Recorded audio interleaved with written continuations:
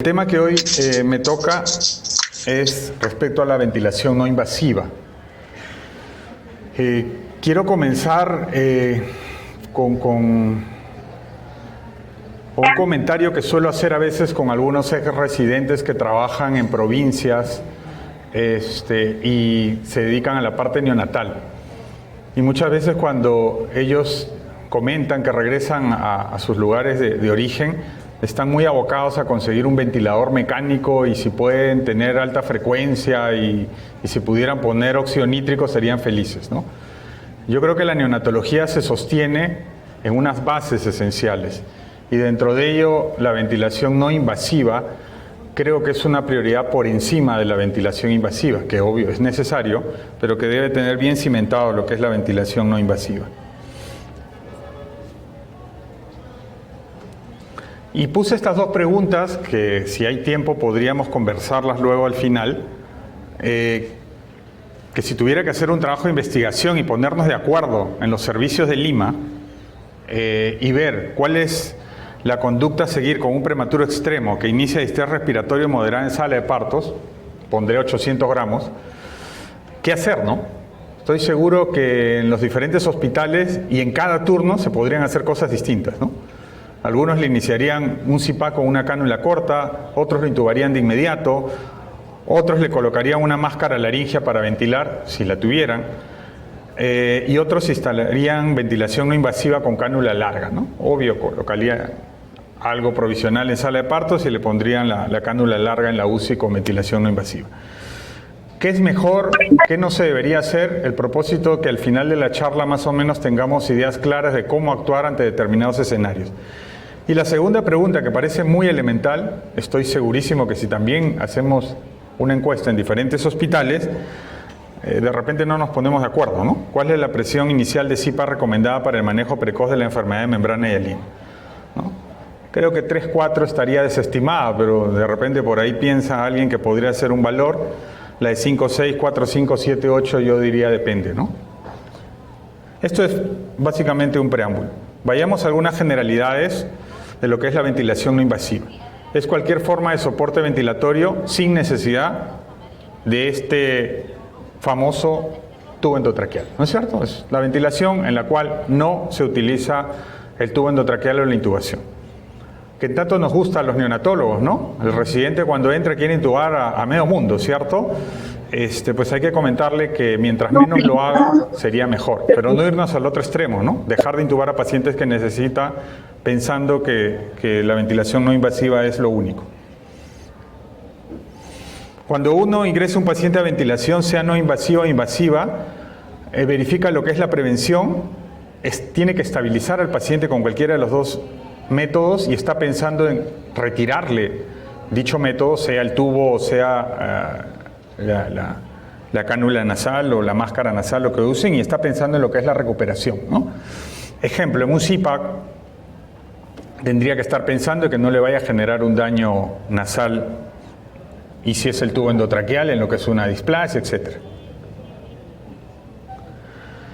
¿Cuáles son los modos de esta ventilación no invasiva? Lo que es el CPAP nasal a la cabeza, lo que es la ventilación con presión positiva intermitente nasal y que es a lo que quiero dedicarme un poquito más el día de hoy, que se divide en no sincronizado y sincronizado, dedicarme un poquito más a lo no sincronizado, que es lo que manejamos más en nuestro país.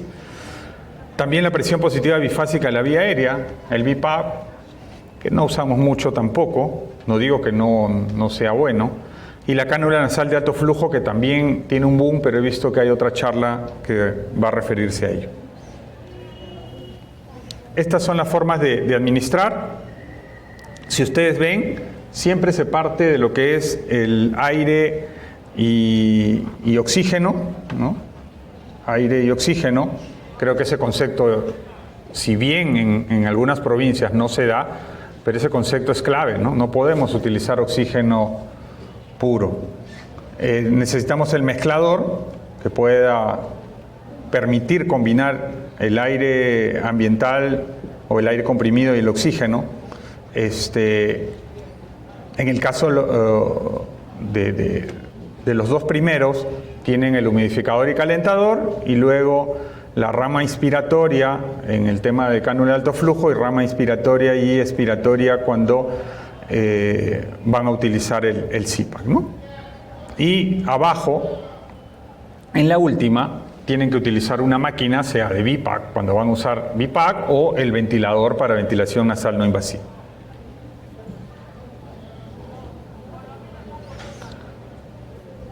La pregunta del millón es, ¿no? ¿Y cuál es la mejor interfaz, no? ¿Cómo nos va a ir mejor, no? Creo que hay bastantes trabajos al respecto.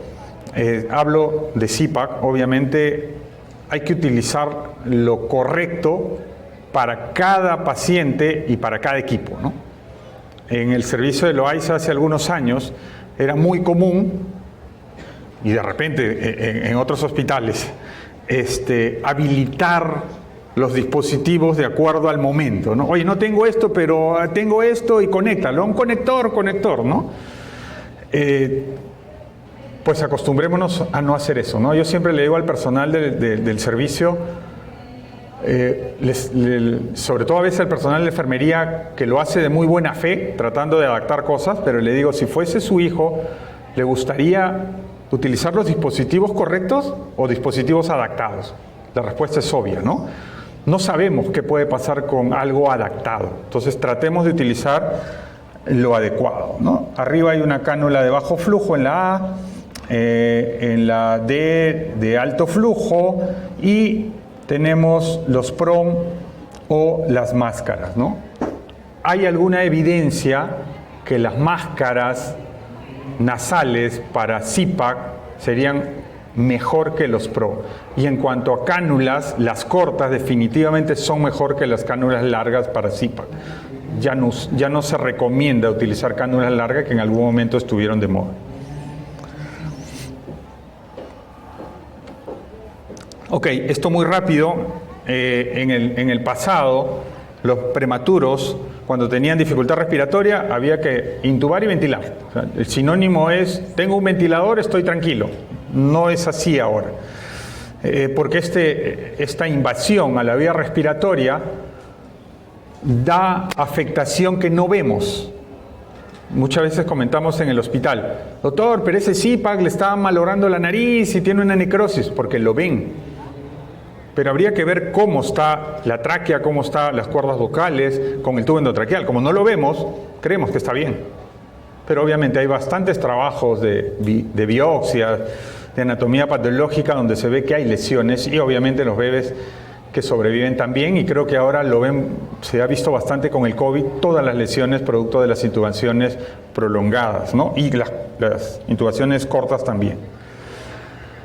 La presión positiva continua, el CPAP, iniciado poco después del nacimiento, se recomienda para bebés muy prematuros. Creo que hay trabajos que evalúan CPAP versus CPAP con surfactante, y definitivamente CPAP solo puede ser tan útil como el CPAP con surfactante. No estoy diciendo que no haya que usar el surfactante, pero el CPAP es fundamental en mejorar capacidad residual funcional, evitar colapso alveolar, microtelectasias, ¿no? El CPAP profiláctico reduce la necesidad de ventilación, genera beneficios que ahorita no voy a redundar en ellos, ¿no? Y acá hay un problema. A aquellos que tienen algo de temor a la ventilación no invasiva, sacan los artículos donde se dice que aproximadamente la mitad de los bebés de menos de 1000, menos de 750 van a requerir ser intubados, ¿no? O sea, va a haber un fracaso de CPAP. Entonces, muchos de quienes piensan de esta manera consideran que a los bebés muy pequeños hay que intubarlos tan pronto como nacen, ¿no? Bebés 700, 600, no. Si bien es el 50%, no sabemos qué 50%. De repente uno del 50% que iba a ir bien lo termina intubando.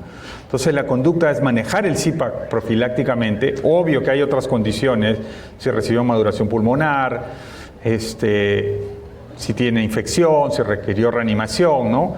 Pero el CPAP sigue siendo de elección profiláctico tan pronto el bebé nace, en todos los pacientes, independientemente del peso, a sabiendas que los más pequeños es esperable que la mitad tengan fracaso.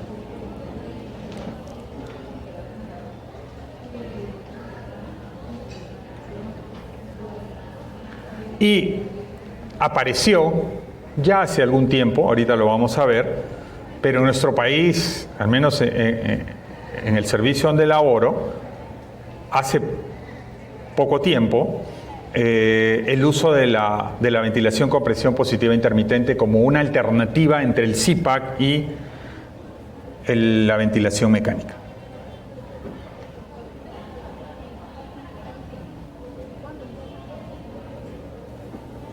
El problema es que, esto lo saqué de un artículo del 2021, a pesar de que se usa frecuentemente esta ventilación nasal no invasiva, hay todavía incertidumbre, no hay claridad respecto a indicaciones precisas. ¿Por qué? Porque el CPAP tiene pues mucho tiempo en uso, ya se conoce las complicaciones, las ventajas, indicaciones, etcétera, y en esta ventilación nasal no invasiva todavía no se termina de entender muy bien todo el contexto. ¿Cuándo utilizar la presión positiva continua nasal? Primero, que el paciente respire, ¿no? Eso es clave, ¿no? Obvio, si el paciente no respira, tiene apneas, tiene pausas, no podría ingresar. Segundo, utilizar una cánula nasal o máscara nasal. Si vemos la evidencia a favor, tendríamos la máscara nasal. Doctor, pero en mi servicio no tengo máscara nasal, solo tengo PROM. Bueno, usemos el PROM, ¿no? O sea, depende mucho también de con qué trabajemos. Y se requiere un dispositivo, ¿no?, que dé flujo continuo, una fuente continua de gas o un ventilador mecánico. ¿Cuándo usar esta ventilación no invasiva? Precozmente para la enfermedad de membrana hialina, para apnea del prematuro y después de la extubación. Serían 3 indicaciones precisas, y todos los trabajos que se hacen sobre este tema indican para membrana hialina de manera precoz, para apneas y después de extubar a un paciente. Veamos muy rapidito el CPAP. Como le dije, esto es algo que ya está muy estudiado.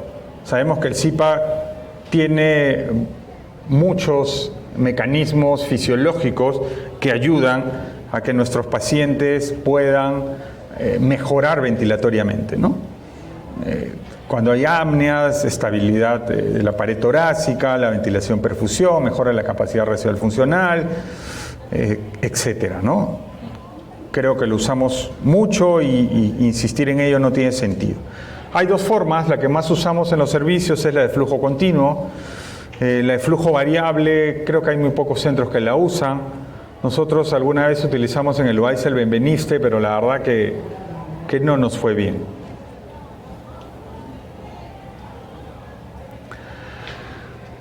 ¿De qué depende una ventilación no invasiva? Primero, de no utilizar FiO2 muy altos, ¿no? No puedo estar yo utilizando un CPAP con un BNNI con un FiO2 de 80, no tiene sentido. Siempre tiene que ser FiO2 menor de 40 y con eso el bebé debe saturar dentro de rangos normales. Nosotros debemos ver, cuando uno coloca un bebé en CPAP o ventilación no invasiva, primero tiene que programar este FiO2, que no debe ser alto, como les digo. Tiene que ver disminución del trabajo respiratorio, hay que ver al paciente. Y el paciente que antes respiraba rápido tiene que disminuir la frecuencia respiratoria. Tiene que disminuir las retracciones, el quejido, el aleteo. Y en una placa deberíamos ver la mejoría de volumen pulmonar.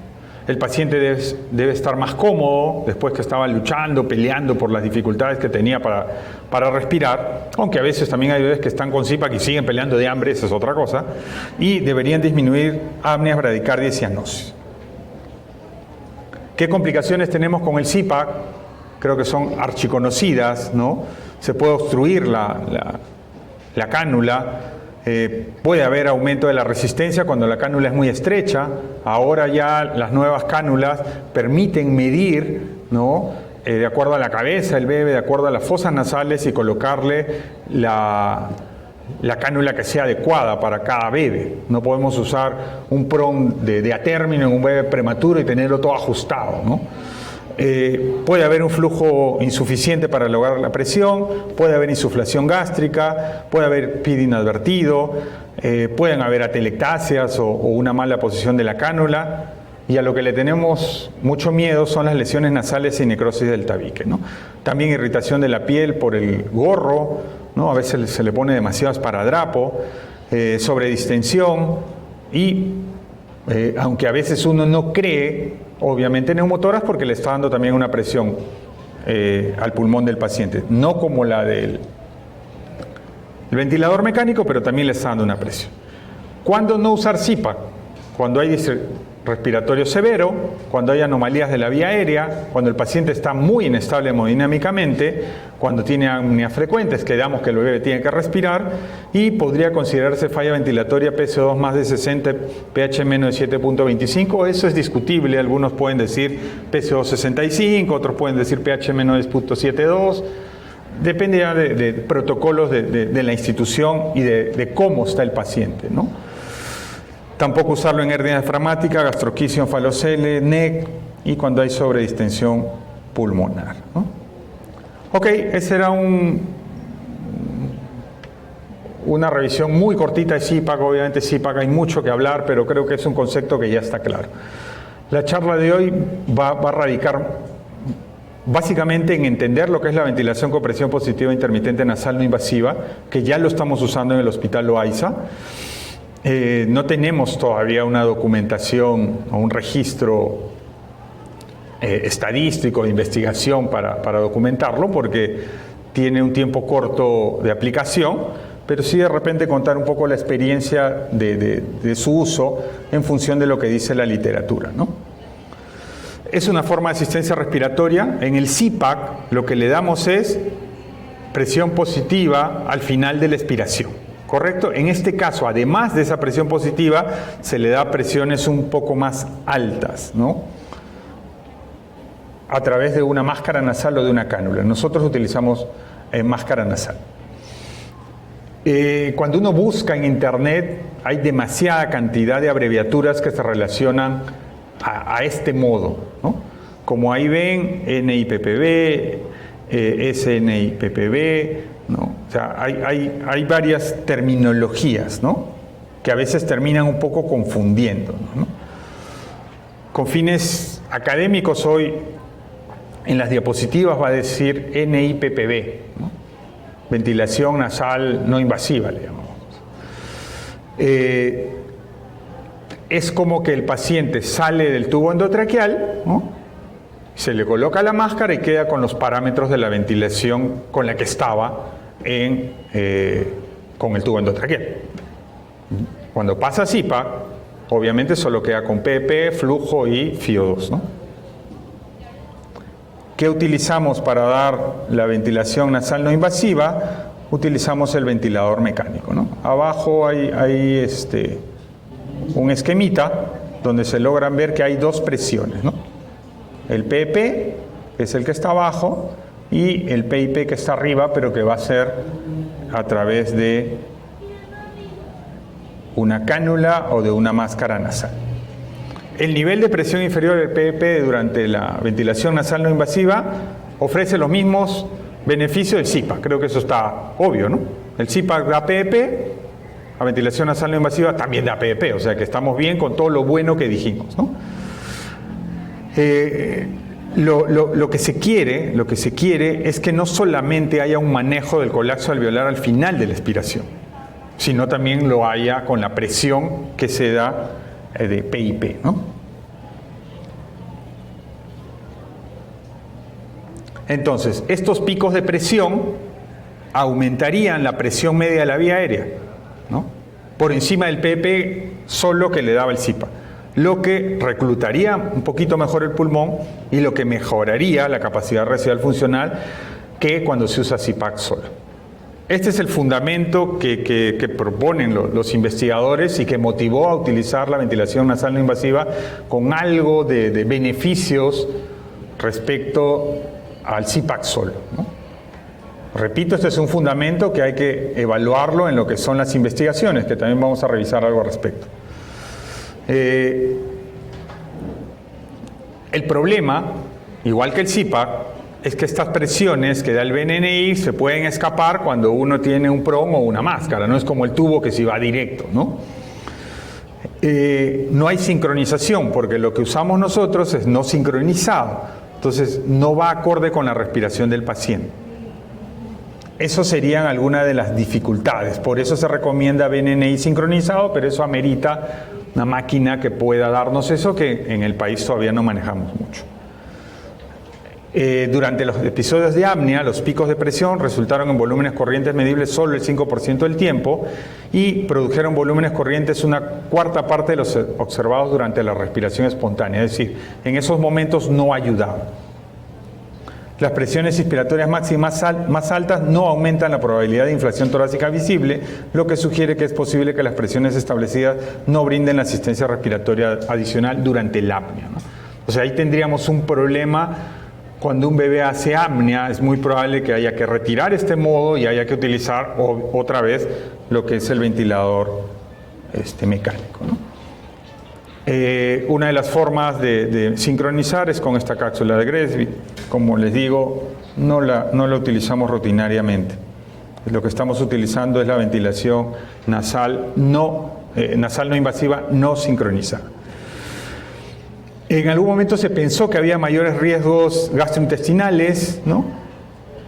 Pero no, por suerte no hay problemas cuando se han hecho los estudios respecto a complicaciones, ¿no?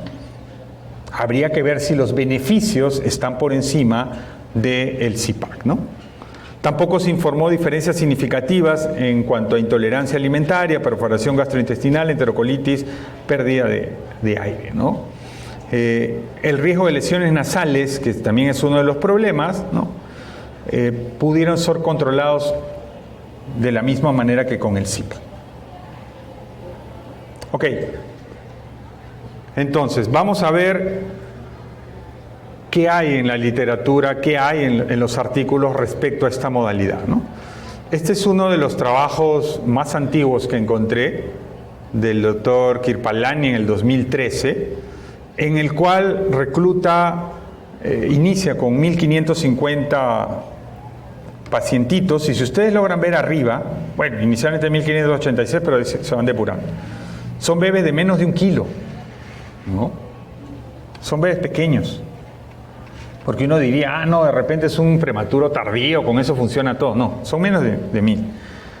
Y allí se comenzaba a utilizar esta modalidad, y obviamente siempre se compara con el CPAP, ¿no? Y en esta primera evaluación se vio que no había grandes diferencias con el CPAP, ¿no? Pero ojo, esto fue en el 2013. Lo traje adrede porque se podría pensar que no ayuda.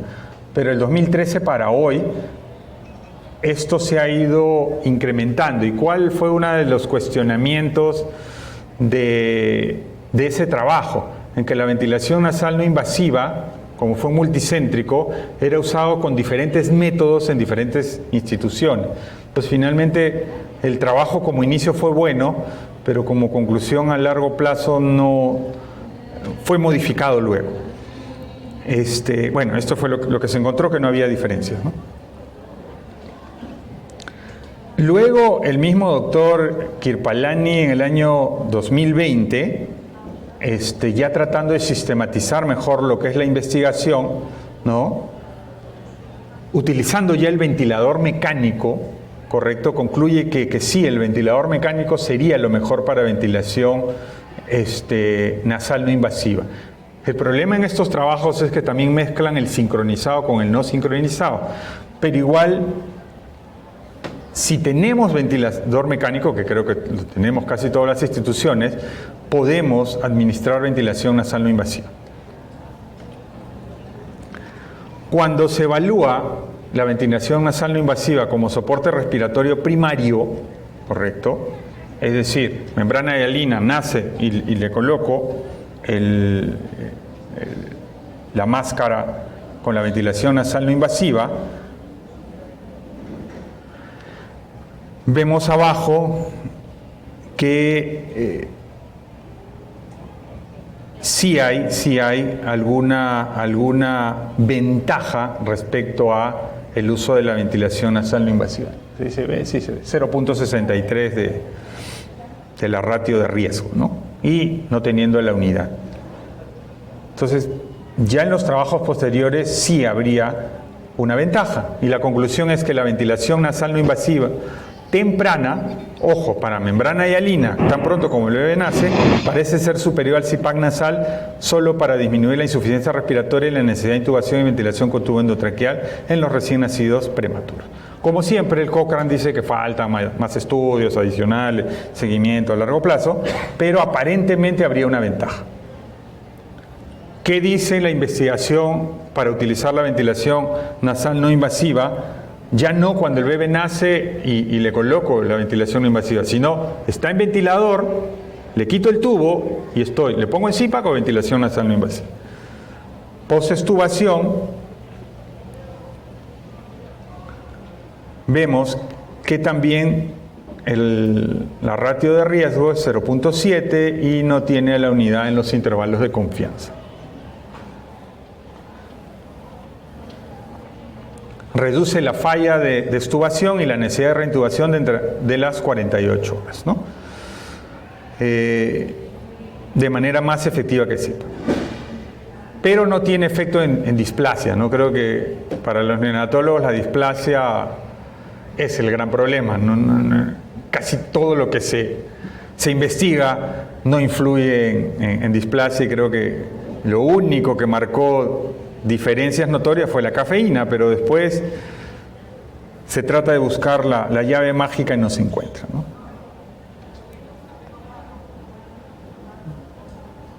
Ahí hay un resumen, ¿no?, de los metaanálisis. Son metaanálisis, ojo, no son trabajos. Y para mortalidad y displasia broncopulmonar,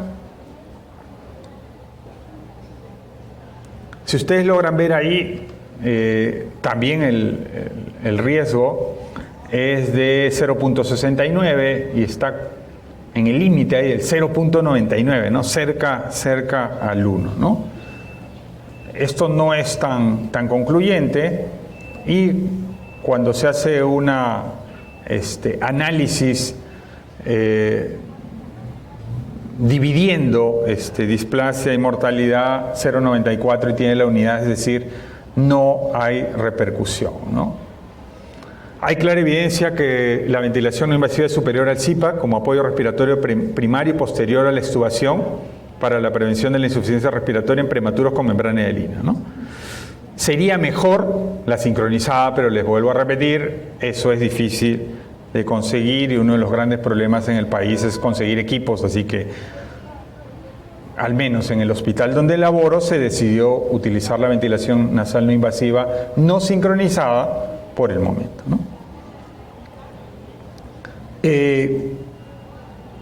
Lo de la mortalidad no se redujo, ya quedó bien claro, y la implementación de esto puede verse obstaculizada por la disponibilidad limitada de ventiladores capaces de proporcionar cambios de presión sincronizados. Creo que los ventiladores que tenemos todos pueden ser utilizados. Entonces, veamos la parte práctica, un poquito cómo se analizó esta información en el día a día, ¿no? Y en una institución de Lima, que es muy distinto a una institución de otros países, ¿no? La idea es intentar reclutar más alvéolos durante todo el ciclo respiratorio, no usar tubo endotraqueal, realizarse con cánulas nasales o máscaras nasales, ¿no? Es tener una fase adicional de aumento de presión de la vía aérea y sincronizada y no sincronizada, como les dije, de manera práctica, solo no sincronizada. Podríamos concluir de manera práctica que la ventilación nasal no invasiva es preferible al CPAP como soporte respiratorio primario y después de la extubación. Bueno, los motivos ya los comenté, ¿no? Tiene que ver con las presiones máximas y que no hay tanto daño como uno pensaría, ¿no? Esta es una tabla de cómo se manejaría a los bebés neonatos de bajo riesgo, de riesgo moderado o de alto riesgo, ¿Y qué utilizaríamos, no? Si ustedes ven los de bajo riesgo, ahí dice iniciar con CPAP o cánula de alto flujo. La de moderado riesgo, CPAP, ¿no? Y la de alto riesgo habla de CPAP con ventilación nasal no invasiva, y le agregan cafeína, etc. Es un manejo global, pero ahí se coloca ya la ventilación nasal no invasiva como una forma, ¿no? Este es el protocolo del Baylor en Texas, y donde colocan también como protocolo la ventilación nasal no invasiva, ¿no? Si ustedes logran ver, acá está y acá también está, ¿no?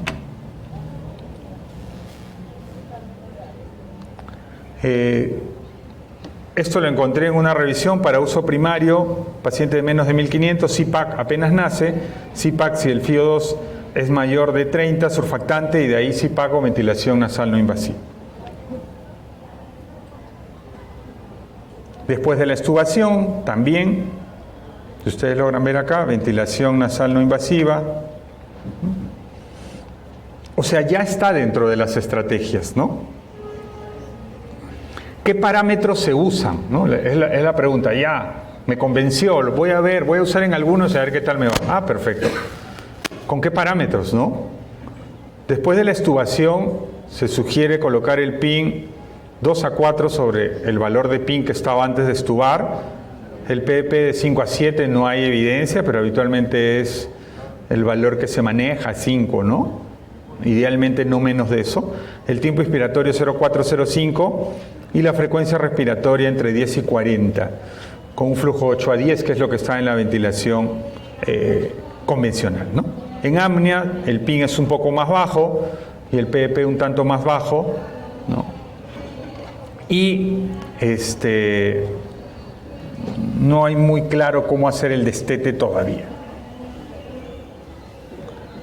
Acá también hay una revisión interesante donde comparan los valores según diferentes trabajos de investigación, ¿no?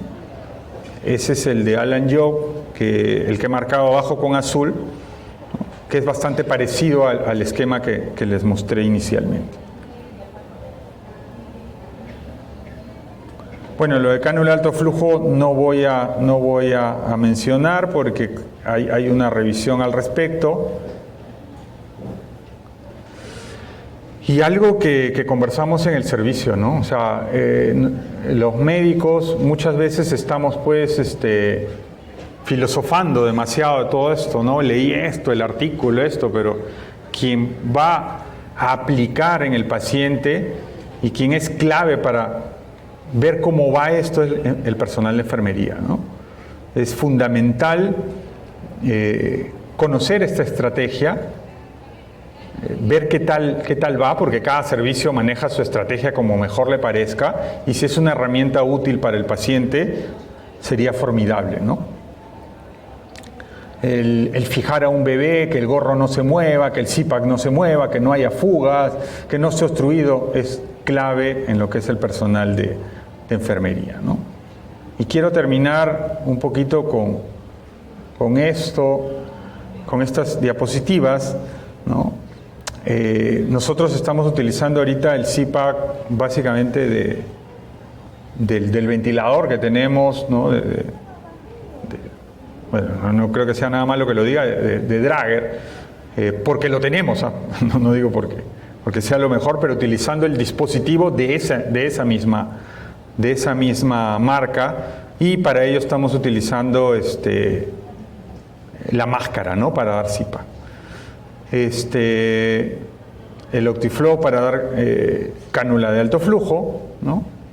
Y ventilación nasal no invasiva también con el mismo ventilador de Drager. ¿Qué estamos haciendo nosotros? Estamos utilizando más o menos este esquema, ¿no? Cuando el bebé tiene menos de 1 kilo o de 28 semanas y requiere ventilación a presión positiva, ¿no? Sin tubo endotraqueal o sin corticoide antenatal o enfermedad de membrana hialina severa, corionionitis, ¿no? Utilizamos el reanimador en pies en T y ahí le estamos dando presión positiva al final de la expiración, y consideramos si la condición lo permite, utilizar ventilación nasal no invasiva. Ojo, que dimos la ventilación con máscara sin necesidad de intubar. Surfactante y cafeína. Nosotros no usamos lisa, utilizamos Insui. En el paciente menos de 1500 gramos, que no está en el primer escenario, que requiere ventilación a presión positiva con tubo endotraqueal, ¿no? Utilizamos reanimador en pieza en T, se le coloca surfactante, obviamente, asumiendo que lo necesita, y ese sí sigue en ventilación mecánica. O sea, no le quitamos el tubo si ya está intubado en sala de partos, ¿no? Y obviamente tratamos de quitarlo pronto, pero no vamos a estar, como se dice, quitando, poniendo. Y de 1000 a 1500, que no requiere ventilación a presión positiva, ¿no? Con corticoides antenatales, también utilizamos reanimador en pieza en T en sala de partos. Allí sí nos quedamos con CPAP, ¿no? Y surfactantes si el caso lo amerita, y cafeína posteriormente. Es un poco lo que estamos haciendo respecto a BNNI en pacientes como uso primario, ¿no? Y para destete, en los menos de 1 kilo, a todos, después que están en ventilación mecánica, le ponemos BNNI, y de 1000 a 1500 sí estamos trabajando, cuando es de alto riesgo, CPAP nasal, y cuando es bajo riesgo lo pasamos directamente a cánula de alto flujo. Es el esquema del servicio donde laboro, no necesariamente es el mejor, pero es un poquito fundamentado en las revisiones bibliográficas, y que, como les digo, eso de que nos va bien no tiene ningún sentido cuando uno no tiene respaldo, pero recién lo tenemos usando pocos meses, y esperemos tener documentación y registro para decir con números, está mucho mejor que lo que hacíamos antes, ¿no? Creo que es... Bueno, esos son los parámetros que, como les dije, son referenciales, pero son los valores que utilizamos ante cada situación que vamos a utilizar ventilación nasal no invasiva. Creo que he cumplido un poco con el tiempo que me habían pedido. Agradezco por la atención, y no sé la modalidad si es que hay preguntas ahora o luego, pero muchas gracias por su tiempo.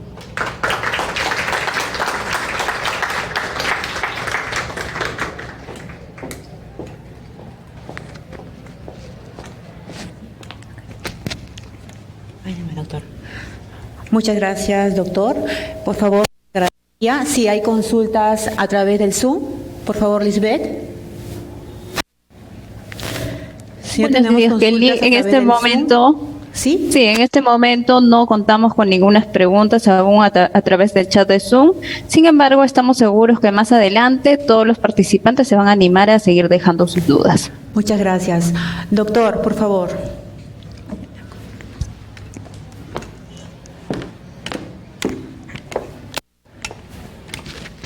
Bien, felicitarle, doctor, por la bonita exposición que nos ha hecho. Yo creo que uno de los temores que siempre hemos tenido al momento de ventilar es la sincronía, ¿no?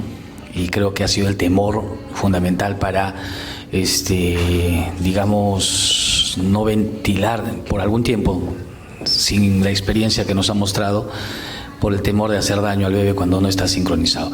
Nosotros contamos con ventiladores en el cual tenemos el tubo PAP, que son bueno, no está mal decirlo tampoco, los Fabián, pues los saco, Fabián eso, ¿no? Que hacen diferencial de presiones también, en donde al momento de programar en los bebés utilizamos la mitad del tiempo, el doble del tiempo inspiratorio, el doble de la frecuencia programada, el doble del tiempo inspiratorio considerado en la ventilación convencional y la mitad de la frecuencia programada en ventilación convencional. Solo quería saber si ha tenido la oportunidad de haber una comparación entre esta estrategia ventilatoria y la ventilación no invasiva, ¿no?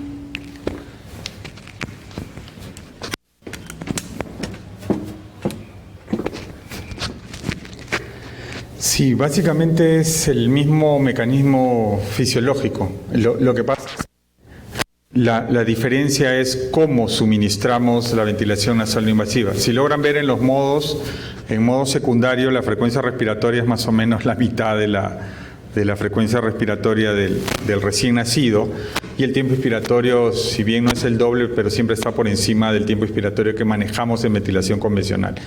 El mecanismo es muy similar dependiendo del ventilador. Yo por eso les dije que lo que nosotros manejamos solo es drague. Es tratar de dar una presión por encima del PEP que pueda mejorar el reclutamiento alveolar. Y ese es el PIP, que es el que va a mejorar ello. También comencé diciendo que uno de los problemas de esta modalidad, al ser no sincronizada, es que va muy dispar con lo que el paciente respira. Pero a pesar de eso, ese PIP extra, ¿no?, que podría ser como una presión de soporte, digamos, es la que en los trabajos de investigación genera la mejoría, ¿no? Como les mostré el artículo inicial, los investigadores no tienen claro el mecanismo por el cual hay una mejoría, solo hay teorías y aparentemente darle una presión adicional al PEP ayudaría. Y que si recordamos, esto se usa en niños más grandes con el BIPAC hace tiempo, ¿no? Que de repente han tratado de instaurarlo a la parte neonatal no hace mucho. Pero para englobar la pregunta, el mecanismo es básicamente el mismo, ¿no? Tratar de dar dos presiones, una PEP de base y otra por encima de ese valor, ¿no? Si hay preguntas en la sala, que levanten la mano, por favor. ¿Hay alguna pregunta en la sala referente al tema? Okay.